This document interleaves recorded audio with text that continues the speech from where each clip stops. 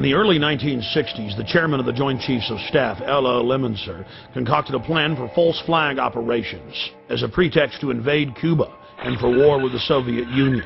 In Operation Northwoods, they planned to hijack jets by remote control, crash them, and blame the attack on Cuba. There were many other terrorist attacks they planned to carry out that were contained within the document. One scenario mentioned was the destruction of a U.S. naval vessel that was to be blamed on a foreign power as a pretext for war with any enemy they picked. President Lyndon Baines Johnson went operational with Northwoods on June 8, 1967 during the Six-Day War. During the Six-Day War between Israel and the Arab nations, the USS Liberty was sent by Johnson to collect electronic intelligence in the eastern Mediterranean. The clearly marked U.S. intelligence ship was 14 miles off the coast of Israel in international waters. A short time after the air attack had been completed, the 3 torpedo boats approached us from our starboard quarter at high speed and in an apparent torpedo launch attitude. Israeli surveillance aircraft flew low over the ship and clearly identified it as an American vessel. At 2 p.m. that afternoon, the USS Liberty was attacked by 3 Mirage 3 fighter bombers. From the onset of the attack, the fighter bombers were jamming U.S. signals. Not only were they jamming U.S. signals specifically, they were also unmarked, the only unmarked aircraft in Israel's arsenal.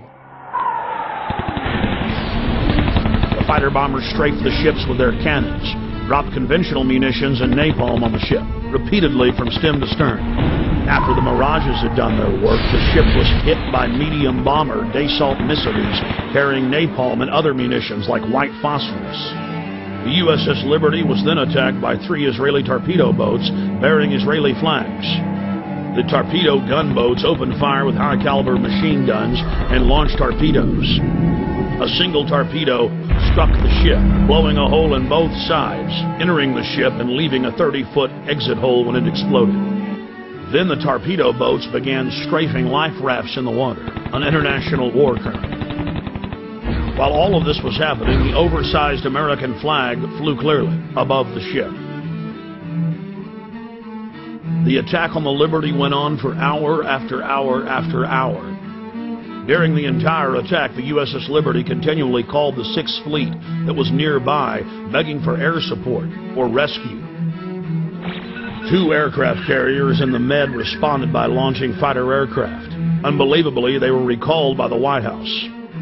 Rear Admiral Geist, then commanding the carriers in the Sixth Fleet, called Washington personally to confirm the recall order.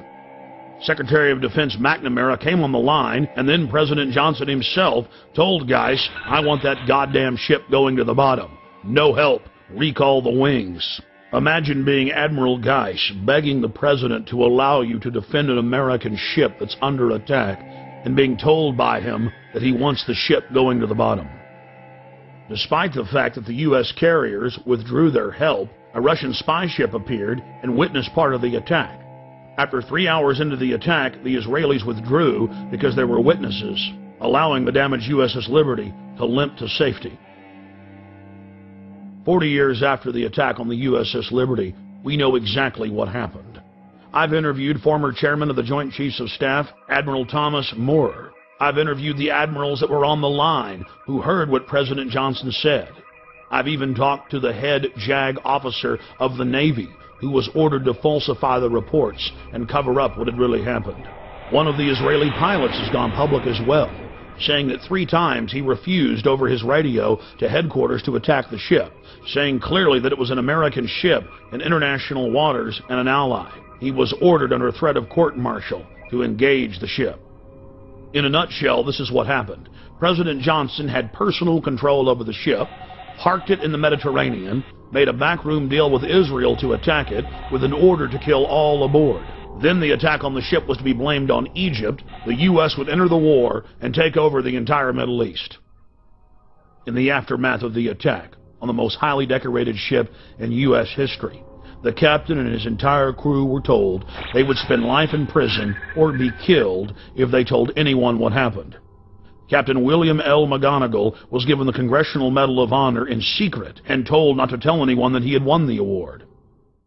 What we need to stand up and say is not only did they attack the USS Liberty, they did 9/11. They did it. I have had long conversations over the past 2 weeks with contacts at the Army War College, at Headquarters Marine Corps, and I've made it absolutely clear in both cases that it is 100% certain that 9/11 was a Mossad operation, period. First, the disbelief, and what I show them immediately afterwards is an interview with a demolitions expert named Danny Jawenko, and it shows the third building at the World Trade Center going down. And they look at that, and I said, now you understand that if one of the buildings was wired for demolition, all of them were wired for demolition. And that's it. That's the tipping point. Getting into arguments about who was flying what and where they were and whether there was nanothermite, those things are true, but they're incidental. The thing that's necessary is to tell people 3 buildings went down, the third was not hit by a plane, it was wired for controlled demolition, therefore all of them were wired for controlled demolition, and at that point the reaction is rage. First disbelief and then rage. 9/11 has led directly to 60,000 Americans dead and wounded. God knows how many hundreds of thousands of people in other countries that we've killed or wounded or made homeless. This is an open wound. And what Americans need to understand is they did it. They did it. And if they do understand that, Israel's going to disappear. Israel will flat-ass disappear from this earth. I sent a film to one of my colleagues, and it basically had Americans grieving over their dead coming back. And I showed one of them, it was a woman just wrenched by grief, over her dead soldier. And I said, if Americans ever know that Israel did this, they're going to scrub them off the earth. And they're not going to give a rat's ass what the cost is. They are not going to care. The first thing, Mark, is astonishment. They didn't know. They truly didn't know. And these are not unintelligent people. They really didn't know. And the next statement is rage. Real rage. The Zionists are playing this as truly an all-or-nothing exercise. Because if they lose this one, if the American people ever realize what happened, they're done. The military has not been bought. The military is loyal, but it has not been bought. And if it ever understands this, really, really deeply understands this, and this is what I got when I put some of these things to the Army War College and to Headquarters Marine Corps.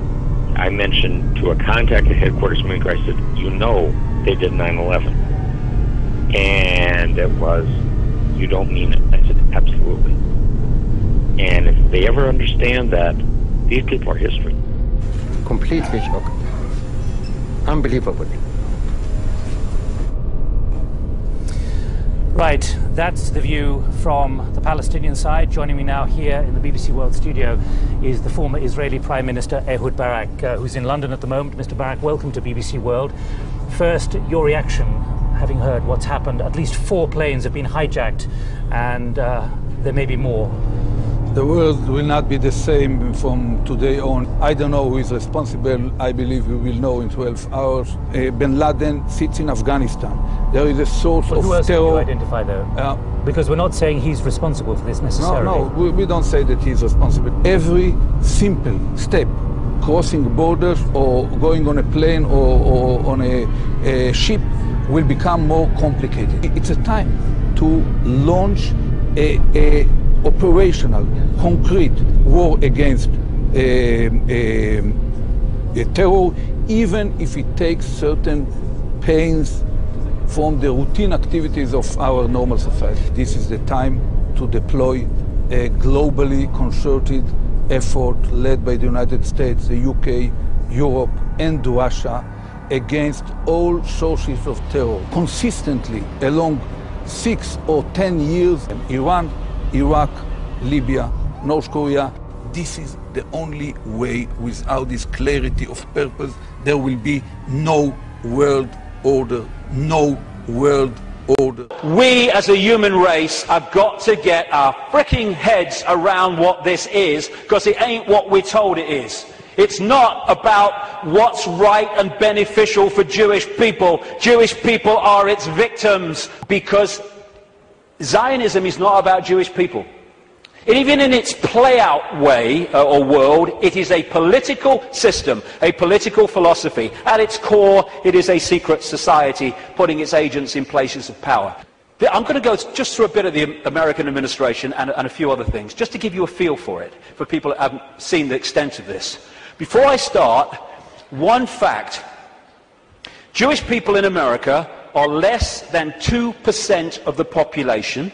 A significant number of them will not be Rothschild Zionists, and therefore the ratio of Rothschild Zionists is even smaller, significantly smaller than the 2%. Okay. Obama's immediate handler is a guy called Rahm Emanuel. He has served in the Israeli army. He's the White House Chief of Staff. He does whatever he says. The American economic team is led by Timothy Geithner, Treasury Secretary, Rothschild Zionist, and Larry Summers, Rothschild Zionist. The entire Obama budget is run by the budget director, Peter Orszag, Rothschild Zionist. The Federal Reserve in America, which controls the American economy in so many ways, it's a privately owned, not government-owned central bank, and it's privately owned by the Rothschilds and the affiliates of the Rothschilds, is Bernard Bernanke, Rothschild Zionist.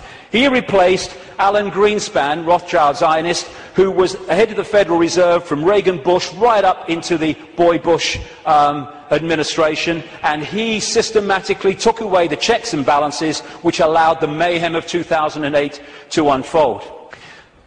We keep hearing about Goldman Sachs and all the mayhem that it's created, both in the crash of 2008 and the crash of the economy in Greece. Fundamentally involved Goldman Sachs. Goldman Sachs is a fiefdom of the Rothschilds, headed by Lord Blankfein, Rothschild Zionist.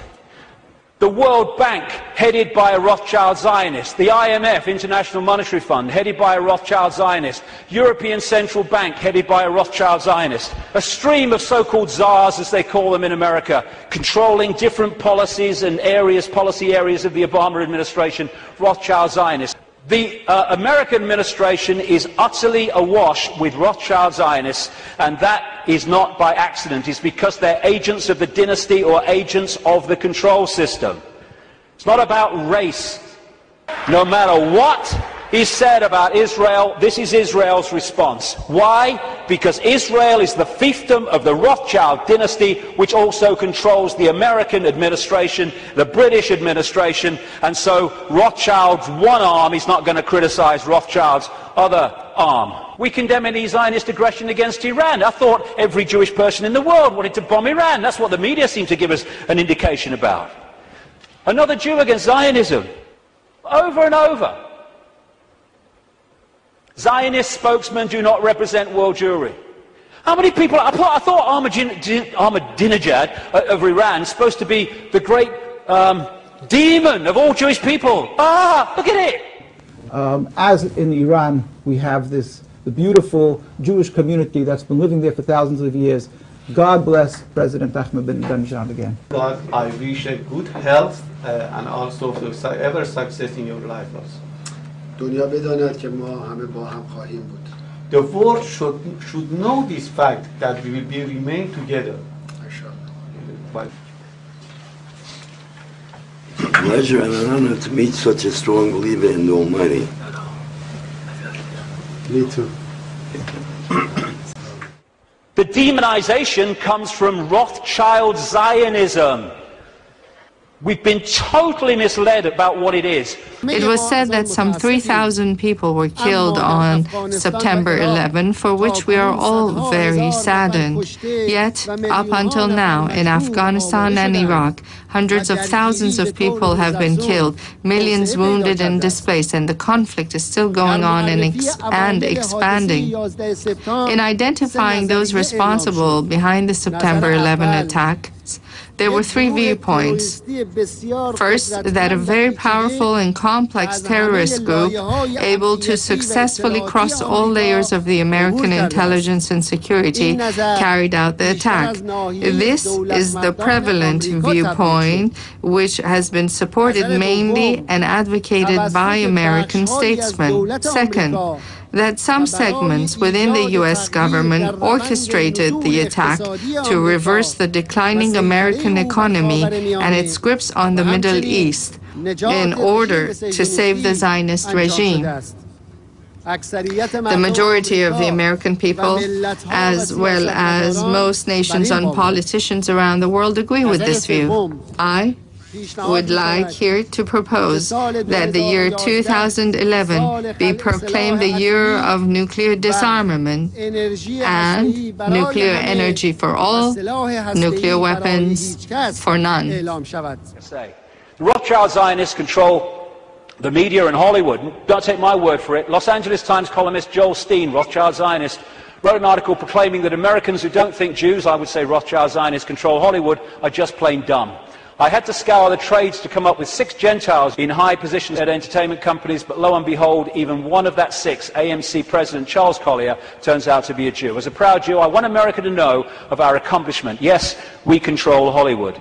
Leading Israeli paper columnist said, the Jews, Rothschild Zionists I would say again, the Jews do control the American media. This is very clear, and claiming otherwise is an insult to common knowledge. And what do the media do? They keep the truth from us and keep us diverted from what's really going on. It's an elephant in the bloody living room, and people are terrified of going there because they're terrified of being called racist and anti-Semitic. About 10 days after 9/11, I went through the Pentagon and I saw Secretary Rumsfeld and Deputy Secretary Wolfowitz. I went downstairs just to say hello to some of the people on the Joint Staff who used to work for me, and one of the generals called me in. He said, "Sir, you got to come in. You got to come in and talk to me a second." I said, "Well, you're too busy." He said, "No." He says, "We've made the decision. We're going to war with Iraq." This was on or about the 20th of September. I said, "We're going to war with Iraq. Why?" He said, "I don't know." He said, "I guess they don't know what else to do." So I said, "Well, did they find some information connecting Saddam to Al-Qaeda?" He said, No. He says, "There's nothing new that way. They just made the decision to go to war with Iraq." He said, "I guess it's like we don't know what to do about terrorists, but we've got a good military and we can take down governments." So I came back to see him a few weeks later, and by that time we were bombing in Afghanistan. I said, "Are we still going to war with Iraq?" And he said, "Oh, it's worse than that." He said, he reached over on his desk, he picked up a piece of paper, and he said, I just got this down from upstairs," meaning the Secretary of Defense's office today, and he said, "This is a memo that describes how we're going to take out 7 countries in 5 years, starting with Iraq and then Syria, Lebanon, Libya, Somalia, Sudan, and finishing off Iran." So go through the countries again? Well, starting with Iraq, then Syria and Lebanon, then Libya, then Somalia and Sudan, and then back to Iran. I would argue, and I suspect that some of our other guests would argue, that it is not in the true American national interest to be supporting Israel at all. The fact of the matter is that when you look at what they're doing in Iran, it's not an accident that the Washington Post reported just a few days ago that there has been a 5-fold increase in unexplained bomb blasts in Iran just in the last year or the last 2 years. This involves military installations, oil and natural gas sites, and so forth and so on. It becomes very clear, especially when we understand the relationship between the Israeli Mossad and the CIA on the one hand, and the Mujahideen-e-Khalq and the Kurdistani Pijak organization and the Jundala organization operating out of Pakistan in conjunction with the MEK, that there is really a full-fledged undercover war going on against Iran right now in terms of these bomb blasts, in terms of the MEK's assassination of these 3 Iranian nuclear scientists, presumably at the behest of the Israeli Mossad, our continued violation of Iranian airspace with surveillance drones, not to mention all of these economic sanctions, including ones that are now beginning to target Iran's central bank. So the war has actually started. It's just a question of when the wider shooting war begins, and like Dr. Giraldi, I believe that Netanyahu is fully capable of arranging a false flag incident, be that in Israel, be that in Iran, be that in the Persian Gulf, be that in Europe or the United States, that can be pinned on Iran falsely and then will then justify a further escalation in American, Israeli, and British aggression against the Iranian regime.